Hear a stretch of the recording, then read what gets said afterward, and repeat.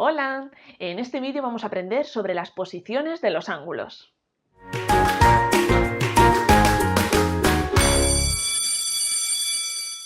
Si nos fijamos en las posiciones de los ángulos, nos podemos encontrar con ángulos como estos tres que veis aquí. Si os fijáis, tenemos dos ángulos, rojo y verde y rojo y verde, y estos ángulos comparten el mismo vértice. ¿Veis? Que tienen un único vértice y además de compartir ese vértice, comparten uno de los lados.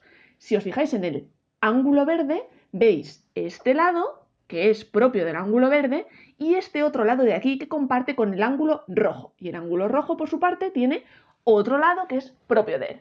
En el segundo de los ángulos vemos ángulo verde con su lado propio, ángulo verde con este lado compartido con el rojo y el lado del rojo. Y en este de aquí vemos lo mismo, ángulo verde y rojo. Cada uno tiene su lado propio, este es el lado del verde, este es el lado del rojo y este que veis aquí es el lado que comparten tanto el verde como el rojo.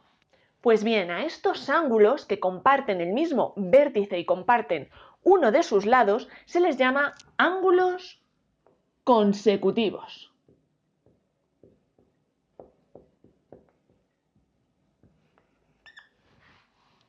Si en los ángulos consecutivos, además de compartir ese mismo vértice y ese mismo lado, resulta que los lados que no comparten forman un ángulo de 180 grados, como este que veis aquí, como este que veis aquí y como este que veis aquí, veis que tienen vértice común, que estos dos ángulos comparten este lado, estos dos ángulos comparten este lado y estos dos ángulos comparten este lado. Y además, los lados que no comparten, que es este y este, forman un ángulo de 180, de 180 y de 180 grados.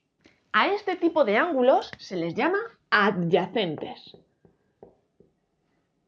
Adyacentes. Por último, si lo que nos encontramos son cuatro ángulos o dos ángulos, en este caso vemos cuatro ángulos, y veis el ángulo A, el ángulo B, el ángulo C y el ángulo D.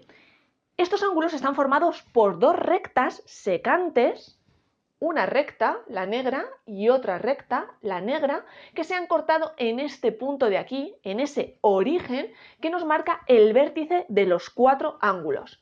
Este punto de aquí es el vértice de A, pero también es el vértice de B, el vértice de C y el vértice de D.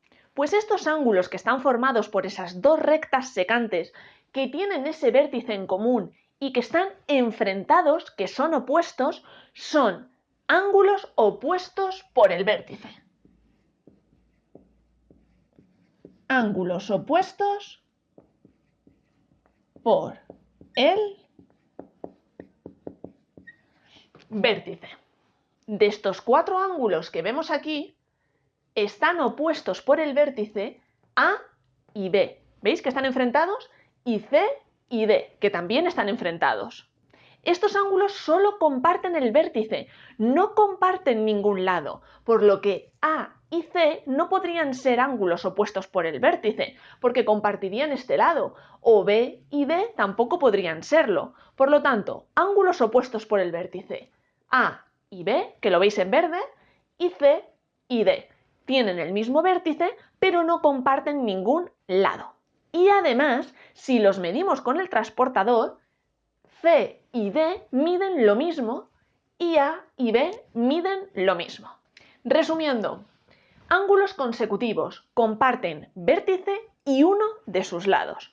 Ángulos adyacentes comparten vértice, uno de sus lados y los lados que no comparten forman un ángulo de 180 grados. Y ángulos opuestos por el vértice comparten vértice, no comparten ningún lado y además miden lo mismo.